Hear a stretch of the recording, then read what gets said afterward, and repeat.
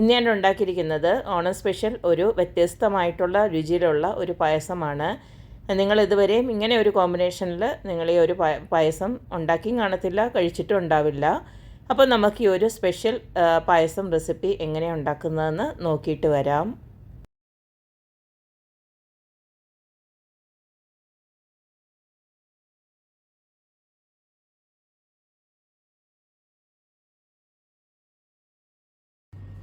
നമ്മുടെ സ്പെഷ്യൽ പായസം ഉണ്ടാക്കാൻ വേണ്ടിയിട്ട് ഞാനൊരു ചെറിയ കഷ്ണം ചേന എടുത്ത് വെച്ചിട്ടുണ്ട്. പിന്നെ ഒരു 4 ചേമ്പ് എടുത്ത് വെച്ചിട്ടുണ്ട്. പിന്നെ മൂങ് ദാൽ ഇതുപോലെ കുതിർത്ത് വെച്ചിട്ടുണ്ട്, ഒരു 1/4 കപ്പ്. ഇതെല്ലാം കൂടി ചേർത്തിട്ടുള്ളൊരു വ്യത്യസ്ത രീതിയിലുള്ളൊരു പായസമാണ് ഉണ്ടാക്കുന്നത്. ഇതിപ്പം നമുക്ക് ആദ്യം തന്നെ ഇതെല്ലാം ഒന്ന് ചെറുതായിട്ടൊന്ന് നുറുക്കിയെടുത്തിട്ട് ഇത് നമുക്ക് എങ്ങനെ വേണമെങ്കിലും വേവിക്കാം. ഞാനിപ്പോൾ ഒരു പ്രഷർ കുക്കറിൽ ഒരു 2-3 വിസിലടിച്ച് എടുക്കുവാണ്. അത് നിങ്ങളുടെ ഇഷ്ടം അനുസരിച്ചിട്ട് വേവിച്ചെടുത്താൽ മതി. എനിക്കറിയില്ല ഇതിൻ്റെ വേവ് അത്രമാത്രം ഉണ്ടെന്ന്. അതുകൊണ്ട് എന്തായാലും ഒരു 3-4 വിസിലൊന്ന് അടിച്ചിട്ട് നമുക്കത് വെന്തോന്ന് നോക്കിയിട്ട് പിന്നെ നമുക്ക് ബാക്കി ചെയ്യാവുന്നതാണ്. ആദ്യമേ ഇത് നമുക്കൊന്ന് അരിഞ്ഞ് റെഡിയാക്കി വെക്കാം. പിന്നെ ബാക്കിയുള്ള ഇൻഗ്രീഡിയൻസ് എന്ന് പറയുന്നത് നമുക്ക് ശർക്കര പാനിയാക്കി എടുത്ത് വെച്ചിട്ടുണ്ട്. അതൊരു 1/2 കിലോ ശർക്കരയാണ്, പക്ഷേ മൊത്തം ഞാൻ ചേർക്കത്തില്ല. അപ്പോൾ ഒരുക്കിയപ്പോൾ ഒരുമിച്ചങ്ങ് ഉരുക്കിയെടുത്തതേ ഉള്ളൂ. അടുത്തത് നമുക്ക് വേണ്ടത് തേങ്ങാപ്പാലാണ്. ഞാനിപ്പം നമ്മുടെ ഇവിടുത്തെ ടിൻ മിൽക്ക് കിട്ടുമല്ലോ, അതാണ് എടുത്തിരിക്കുന്നത്. നിങ്ങൾക്ക് വേണമെങ്കിൽ ഒരു തേങ്ങയുടെ പാലുണ്ടല്ലോ, അത് മൊത്തമായിട്ട് ഇങ്ങെടുത്തേച്ചാൽ മതി. കാരണം തേങ്ങാപ്പാൽ കിടന്നൊന്നും വേവാനൊന്നുമില്ല. 1-ാം പാൽ 2-ാം പാലൊന്നും എടുക്കേണ്ട കാര്യമൊന്നുമില്ല. ഒരു തേങ്ങയുടെ പാൽ നന്നായിട്ട് നല്ല കട്ടിയിൽ നല്ലതായിട്ട് പിഴിഞ്ഞെടുത്തേച്ചാൽ മതി. പിന്നെ നമുക്കിതിനകത്ത് വറുത്തിടാൻ വേണ്ടിയിട്ട് കുറച്ച് കാഷ്യൂം വേണം. നിങ്ങൾക്ക് ഇഷ്ടമാണെങ്കിൽ കുറച്ച് നമ്മുടെ തേങ്ങാക്കൊത്തൂടെ റെഡിയാക്കി വെച്ചേക്കണം. ഇത് രണ്ടും കൂടെ നെയ്ക്കകത്ത് മൂപ്പിച്ച് ഇടാൻ വേണ്ടിയിട്ടാണ്. അപ്പോൾ ചേനയും ചേമ്പും ഒക്കെ ചെറുതായിട്ട് അരിഞ്ഞ് ഞാൻ കഴുകി എടുത്ത് വെച്ചിരിക്കുകയാണ്. ഇനി നമുക്കൊരു പ്രഷർ കുക്കറിലോട്ട് ഇതെല്ലാം കൂടി ഇട്ടിട്ട് ഒരുമിച്ചൊന്ന് വേവിച്ചെടുക്കാം.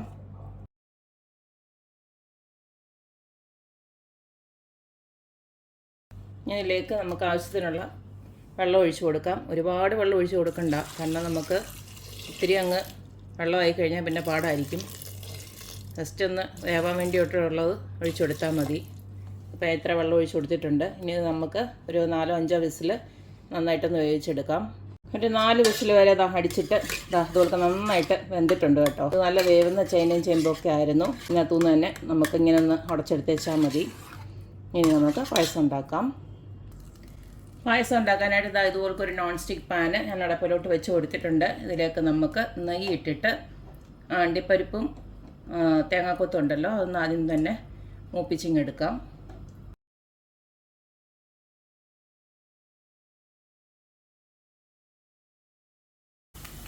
തേങ്ങാക്കൊത്ത് ചെറുതായിട്ട് മൂത്ത് വരുന്നുണ്ടെങ്കിൽ നമുക്ക് അണ്ടിപ്പരിപ്പ് കൂടെ മിക്സ് കൊടുക്കാം.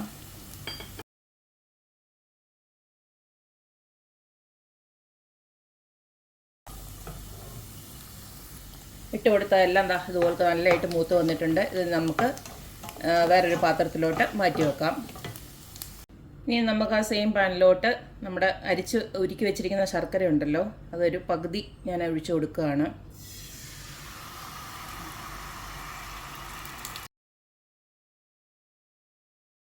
ഇതിപ്പം നല്ലതായിട്ട് നമ്മുടെ ശർക്കര ഒന്ന് നന്നായിട്ട് തിളച്ച് വന്നിട്ടുണ്ട്. ഈ സമയം നമുക്ക് നമ്മുടെ ആ വേവിച്ച് വെച്ചിരിക്കുന്ന ചേനയും ചേമ്പൊക്കെ ഉണ്ടല്ലോ, അതിങ്ങോട്ട് ഇട്ട് കൊടുക്കാം.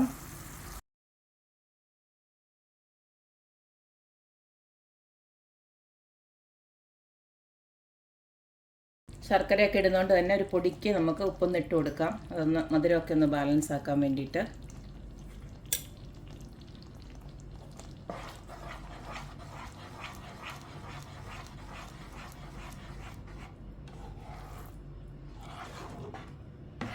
ഇനിയും കുറച്ച് നേരം ഒന്ന് ശർക്കര കിടന്നൊന്ന് പിടിക്കട്ടെ. അതുവരെ ചെറുതായിട്ട് ഇങ്ങനെ ഒന്ന് ഇളക്കി കൊടുത്തേച്ചാൽ മതി. അതിലേക്ക് ഒരു ടേബിൾ സ്പൂണ് നെയ്യൊന്ന് ആഡ് ചെയ്ത് കൊടുക്കാം.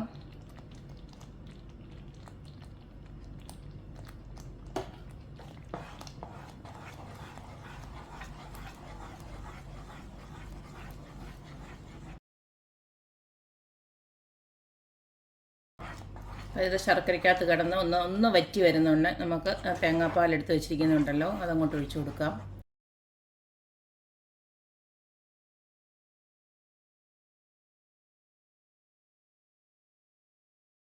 ഇതിലേക്ക് നമുക്ക് മണത്തിന് ആവശ്യമായിട്ടുള്ള ഏലക്കാപ്പൊടി ഇച്ചിരി ഇട്ട് കൊടുക്കാം. അതിൻ്റെ അളവൊക്കെ ഞാൻ പറയുന്നില്ല, നിങ്ങളുടെ ഇഷ്ടത്തിന് ഇട്ട് കൊടുത്തേച്ചാൽ മതി. ഞാനിപ്പോൾ 1 ടീസ്പൂണോളം ഏലക്കയും പഞ്ചസാരയോടെ ചേർത്ത് പൊടിച്ചിട്ടുള്ളത് ഇട്ട് കൊടുത്തിട്ടുണ്ട്. അടുത്തതിലേക്ക് ഞാൻ കുറച്ച് ചുക്ക് പൊടി ഇട്ട് കൊടുക്കുകയാണ്.